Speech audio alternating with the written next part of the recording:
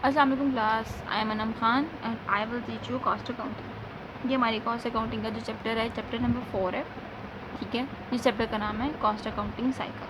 इसमें बेसिकली आप लोगों ने जनरल एंट्रीज करनी सीखनी है। अब जनरल एंट्रीज इसमें कैसी होंगी, यानी कि हमने मटेरियल ख़रीदा है तो वो कितने का ख़रीदा, मटेरियल हमारा अगर वापस हमने रिटर्न करवाया तो कितना रिटर्न करवाया, अगर हम लोगों ने जो है वो प्रोडक्शन की है, फैक्ट्री में यूज़ किया है तो कितना यूज़ किया, इसमें हम लोगों ने वो देखना है। ठीक है, अब दो तरह के इसमें लेजर होंगे, एक होगा फैक्ट्री लेजर और एक होगा जनरल लेजर। फैक्ट्री लेजर में आप लोगों ने इस तरह से एंट्रीज करनी है कि जो जो चीज़ें फैक्ट्री में यूज़ हुई हैं उनकी जनरल एंट्रीज करनी है। और जनरल लेजर में एडमिन डिपार्टमेंट जो है वो एंट्रीज करता है। एडमिन डिपार्टमेंट एंट्रीज क्यों करता है, क्योंकि उसने पेमेंट करनी होती है। उसने अगर मटेरियल ख़रीदा तो मटेरियल की पेमेंट करनी है, अगर लेबर है तो लेबर को उसकी जो है वो वेजेस देनी है। एडमिन डिपार्टमेंट है, मार्केटिंग डिपार्टमेंट है, तो वो जनरल लेजर में इसलिए एंट्रीज होंगी क्योंकि उसने सारी पेमेंट करनी है। और फैक्ट्री लेजर में हम लोगों ने ये बताना है कि फैक्ट्री में कितना कितना खर्चा जो है वो इस्तेमाल हुआ है। ठीक है, क्वेश्चन की रिक्वायरमेंट दो तरह से होगी।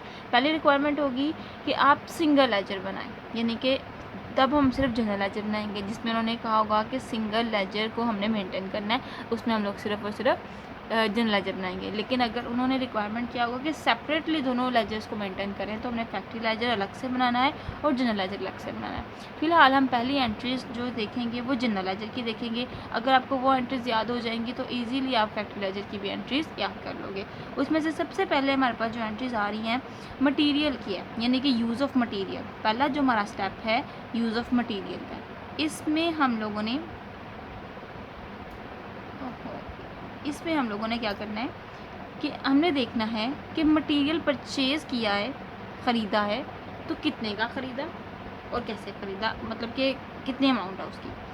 सबसे पहले जब मटेरियल हम ख़रीदेंगे तो ऑब्वियसली मटेरियल, जब भी कोई चीज़ ख़रीदते हैं आपको पता है कि वो चीज़ डेबिट होती है। तो मटेरियल ख़रीदा तो मटेरियल कंट्रोल डिपार्टमेंट जो होगा, यानी कि मटेरियल कंट्रोल साथ इसलिए लिखा गया है क्योंकि कोई ऐसे जो है वो एम्प्लॉयज़ हैं, ऐसे लोग हैं जो कि सेपरेटली जो है वो डील कर रहे हैं मटेरियल के डिपार्टमेंट को। तो मटेरियल कंट्रोल जो होगा अपने डिपार्टमेंट से मटेरियल को डेबिट करेगा और वॉचर पेबल को क्रेडिट कर देगा। वॉचर पेबल यानी कि जितनी भी अमाउंट हमने पे करनी होगी वो हमारी लाइबिलिटी होगी, हम उसको कर देंगे क्रेडिट।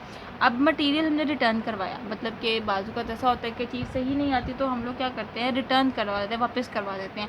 तो वापस करवाएंगे तो इसके रेसिप्रोकल एंट्री हो जाएगी, मतलब कि अगर हमने मटेरियल को डेबिट किया, वॉचर पेबल को यहाँ पे क्रेडिट किया, तो सप्लाईज में क्या होगा, वॉचर पेबल डेबिट हो जाएगा और मटेरियल हमारे पास क्रेडिट होगा, क्योंकि हमने वो चीज़ वापस करवा दी। ठीक है, चीज़ वापस करवाने से हमारे पास जो मटेरियल है वो ख़त्म हो गया, क्रेडिट हो गया, और हमने जितनी भी हमारी जो अमाउंट है वो हमने पे नहीं करनी, इसका मतलब हमारी लाइबिलिटी कम होगी, तो वॉचर पेबल को हम लोग कर देंगे डेबिट। नेक्स्ट है use of material in production.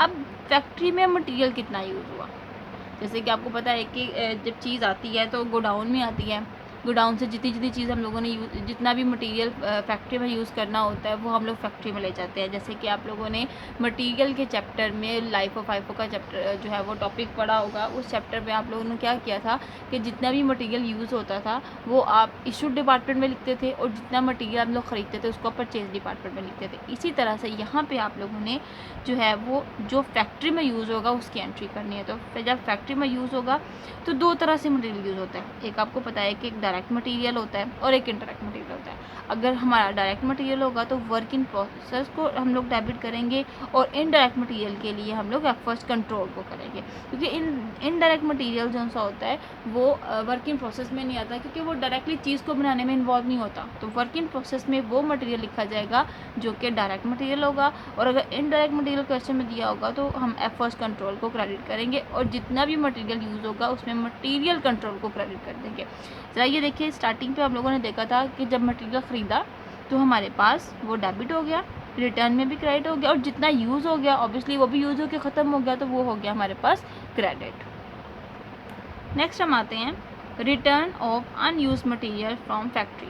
अब बाज़ ऐसा होता है कि हम गोडाउन से चीज़ फैक्ट्री में लेके जाते हैं तो वो सारी चीज़ इस्तेमाल नहीं होती, थोड़ा सा मटेरियल वापस हो जाता है। लेकिन जो मटेरियल वापस होता है हम उसमें क्या करेंगे, जैसे पीछे हम लोगों ने क्या किया था कि वर्क इन प्रोसेस डेबिट किया था और एफर्ट्स डेबिट किया था। अब यहाँ पे जितना मटेरियल वापस जा रहा है गोडाउन में, फैक्ट्री में जो यूज़ नहीं हुआ, उसमें हम लोग मटेरियल कंट्रोल को कर देंगे डेबिट, और वर्क इन प्रोसेस कंट्रोल को कर देंगे क्रेडिट और साथ में एफएस कंट्रोल को कर देंगे भी क्रेडिट। यानी कि इसमें ये बताएंगे कि जी डायरेक्ट मटेरियल जो था वो इतना यूज़ नहीं हुआ तो वो हमने वापस भेज दिया, और एफएस कंट्रोल में भी इतना मटेरियल यूज़ नहीं हुआ तो उन दोनों को कर दिया क्रेडिट और इसको कर दिया मटेरियल कंट्रोल को डेबिट। जब आप लोग क्वेश्चन करोगे तो आपको मज़ीद ये एंट्रीज समझ आ जाएंगी, लेकिन फ़िलहाल आपने पहले ये एंट्रीज याद करनी है। अगर आपको ये एंट्री सही याद होंगी तो फिर आप इजीली जो है वो क्वेश्चन कर सकोगे। क्वेश्चन में भी यही आएगा जी इतना मटेरियल परचेज़ किया तो उसको डेबिट कर दो, इतना मटेरियल वापस हुआ तो उसको क्रेडिट कर दो। तो ये सारी एंट्रीज आप याद करोगे तो क्वेश्चन आपके ईजिली सॉल्व हो जाएंगे। नेक्स्ट हम आते हैं लेबर की तरफ। अब लेबर में क्या होता है?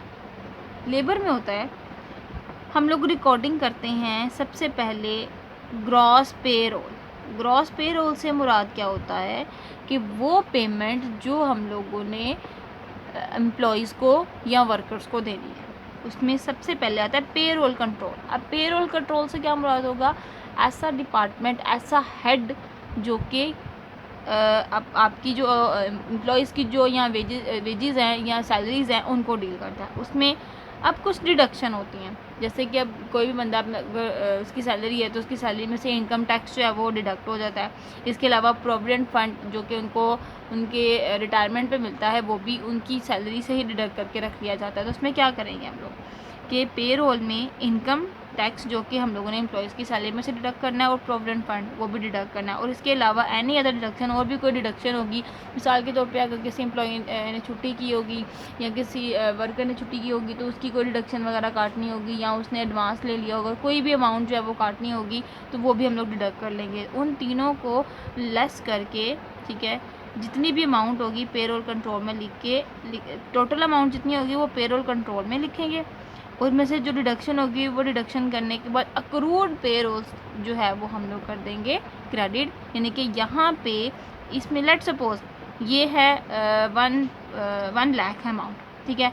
10,000 हमारे पास जो है वो होगा इनकम टैक्स एंड 10,000 होगा प्रोविडेंट फंड, और 5,000 हमारे पास होगा एनी डिडक्शन, कोई भी डिडक्शन हो सकती है। तो टोटल 1 लाख है, तो 25,000 डिडक्ट करके 75,000 की जो अमाउंट होगी वो हम लोग कर लेंगे लेस। नेक्स्ट हमारे पास होता है preparing payroll voucher and payment. यानी कि नेक्स्ट हम लोगों ने जो है वो वोचर की प्रिपेयरिंग करनी है। कैसे होगा कि अक्रूड पेरोल को हम लोग डेबिट कर देंगे और वोचर पेबल को क्रेडिट कर देंगे, क्योंकि जितनी भी सैलरीज वगैरह होती हैं वो वोचर पेबल की फॉर्म में हमारे पास आती हैं। तो हम लोग क्या करेंगे, अक्रूड पेरोल को डेबिट करके वोचर पेबल को क्रेडिट कर देंगे। Next voucher payable to bank, यानी कि यहाँ पे हम लोगों ने क्या कर लिया कि जितनी भी अमाउंट हमारी अक्रूड पेरोल में थी वो बैंक के थ्रू हम लोगों ने अदा कर दी। पिछला डिपार्टमेंट हमारे पास मटेरियल का था जो कि यहाँ तक किया। नेक्स्ट हमारे पास जो डिपार्टमेंट है वो लेबर का, कि लेबर में कैसे कैसे हम लोगों को डिडक्शन करनी है। यहाँ तक दोबारा से बता रही हूँ कि पे रोल को सबसे पहले डेबिट करके जितनी डिडक्शन होगी उनको क्रेडिट करेंगे। डिडक्शन को क्रेडिट करने के बाद accrued payroll to voucher payable and voucher payable